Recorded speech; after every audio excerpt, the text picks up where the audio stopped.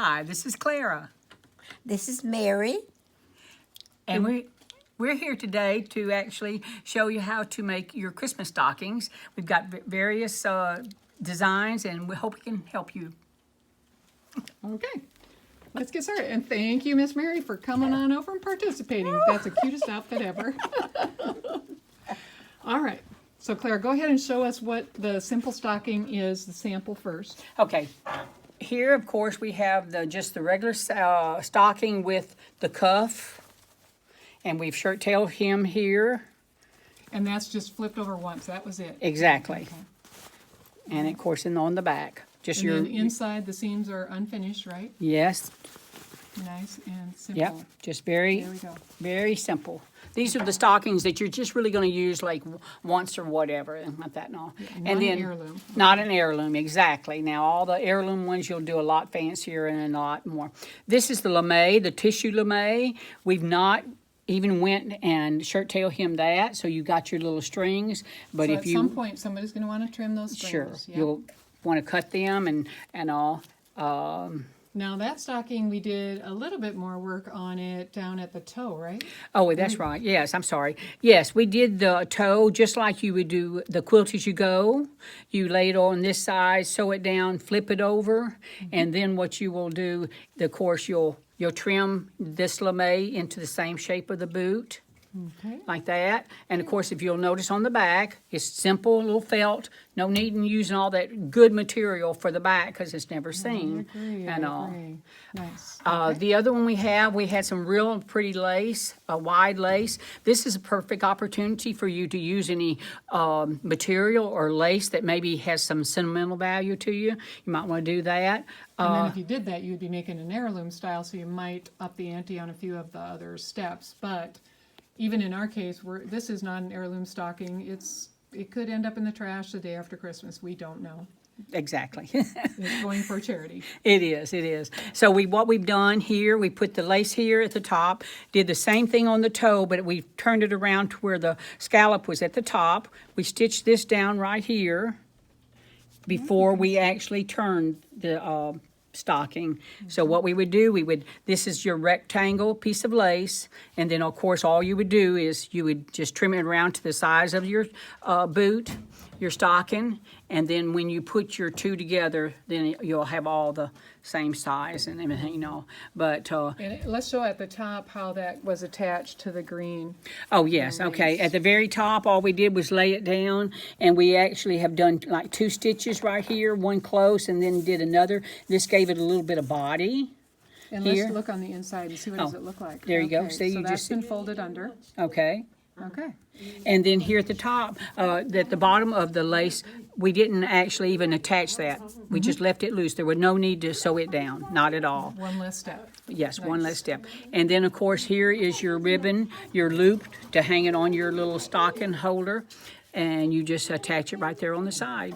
And we're using ribbon. The original stocking we were given as a sample was fabric that was folded into quarters and stitched down, but ribbon is a lot quicker. So we trying to make 200 of these in short order, so simple is best.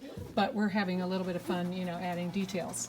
So let's actually assemble one, Clara, Okay. and see if we can convey mass production methodology. Okay.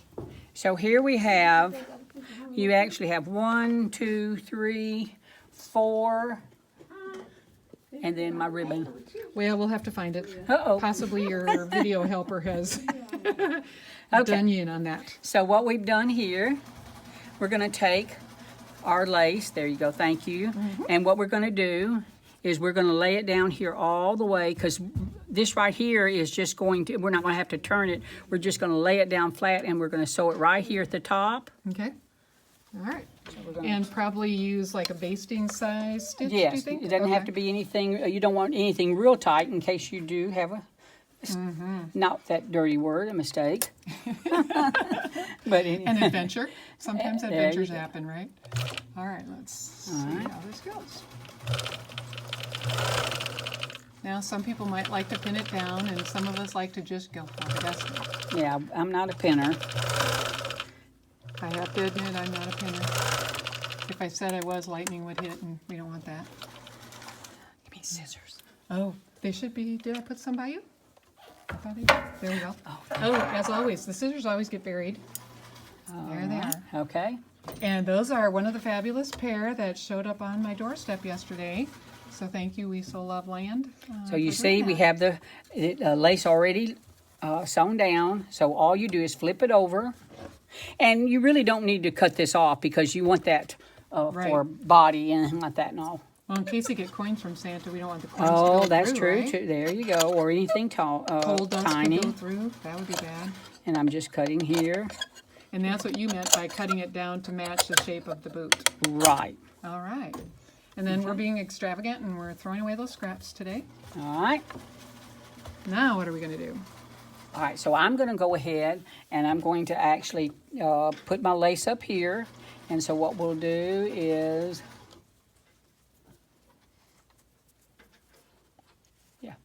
Try it like this. Try putting it, let me think. This way. Lay it wrong side up. And then if the lace would lay on here and just get it close to the edge and do the first row of stitching.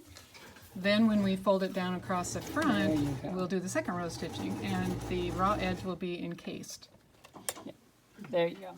And so I've done about 1/4 of an inch, if you'll notice right here. Okay.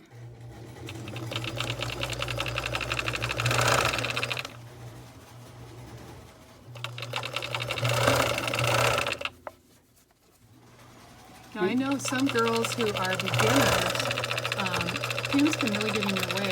This might be one of those times where if you've been in a quilting class and they've had you use school glue or the glue stick for sewing, you could tap a little bit of that glue on the lace to get it to stay put while you're sewing in this step. Okay, so what I've done is I've turned, and now here it is like this. I'm going to flip it down. So what I'm doing is I'm closing my raw edge onto the inside so this, Yeah. you're not going to have any problem with it coming apart. So then what I'm going to do is I'm going to take it here, and I'm going to lay it back down. So once you get that started, Claire, let's stop for just a second. I'm just going to make sure everybody sees what happened. We had it laying like this to stitch it. So right side of the lace facing up, wrong side of the stocking facing up, and stitch. And you can see it's just that little bit of an overlay right there, not much, 1/4 inch like Claire said. But what that does is when we fold that lace to the front, Makes it have a now real it pretty gives finish. us a way to have a nice finish up at the top, and really it's not much work. And this So- lace right here, now, this lace has a lot of give to it. It's not stretchy, but it's heirloom lace is what it is. And so you'll want to make sure that, it comes over here. It's been big enough, but it's just, It it's, stretches out of shape, Yeah. but that means we can also stretch it back into shape Right. just as easily. and then all I'm doing is I'm just going back here because I'm following my lace pattern is what I'm doing. And it's about, not quite 1/4 of an inch, but close to it that I'm sewing down. And really it's almost like a top stitch is what really you're doing. And just like that, in less than a minute, we have lace details on a very simple stocking. Yeah, very pretty, and very pretty, and Okay, so now what do we do? all right. So of course you want to take your right side of your stocking and match up your felt. Okay. There's no need to do anything expensive. Using the felt is saving a lot of your pretty fabric and like that and all. I agree, we don't need to use quilter's fabric on the back side of these stockings. If No. you've got access to felt, use it. Yeah. I'm half tempted that we could use sheets, but we had the felt, so that's what we're doing. And honestly, even the black felt, which might be a color we wouldn't otherwise use, with that lace, it makes that lace really pop out. So I'm liking the black in this case. Okay, so what I've done here is I went on and taken my pin and I'm going to go ahead and pin it because it is coming off of the edge and like that. It Just wants a to little, creep to the middle, yes, it doesn't wants to it? creep over there. So I am going to go ahead and lay it down and then laying it here. And I'm making sure I have 3 layers right here, if you'll see And right we here. can see all 3 edges, yeah. Okay, and then I'm pinning it. Now, one thing I did discover when I was working with the felt, when I had the felt on top of the sandwich that I was sewing, the feed dogs really gathered up my cotton so that I was about a ½ inch short by the time I got around. So me and my best friend had to spend a little time ripping. Best friend is my ripper. So to avoid that, it's better just go ahead and stitch with the felt side down. The feed dogs can't gather felt up like it can with cotton, especially when you've got a squishy layer like. Okay, so by that brings us to another point here. Then you've got a little bit of overlay here and like that, no, because yeah. it stretches. That's fine. Make sure your stocking is completely flat. There's no little bubble in it. The front and the back need to match. And then what Good you can point. do, you can come over here and put you a pin here. And now you don't have that trouble. Perfect. And because we did this finish on the lace for the front, the back, we're not going to do anything. No. We aren't No. folding it over. No. We don't have to come back and do anything. When we work our way all the way around this stocking, we're done, other than to add the loop on. Yeah. So even though the lace might feel like you're doing an extra step, it's easier than doing a cuff True. or quicker. But like she said, you're gonna, even if you cut it perfectly, it wants to stretch out of shape, so you'll have a It little is. bit of this overhang, but it can clip off. One thing I noticed is your felt. There's different grades of the felt. Some is more expensive than others, and so that's what it is you're not going to have some as good a grade. And I noticed too, when you started the seam, you did do some back tacking, and that's did. important because this one, we don't have a cuff or attaching that would reinforce Right. that seam. And if kids are, if we're loading it full and kids are digging in it, it'll rip apart real easy if we don't do that. Okay.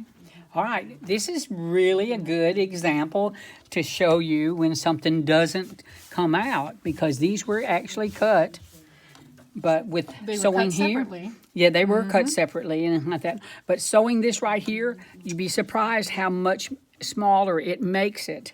So what you do is just lay it down, Get it smooth, right? get it good and smooth and like that and all, and then go ahead. Maybe do a little pinning. You do a little bit of pinning and like that and all, because Look at, we can see Exactly. there's a difference. It's not going to matter when the stocking's done. This won't matter. It will not. Don't sweat it.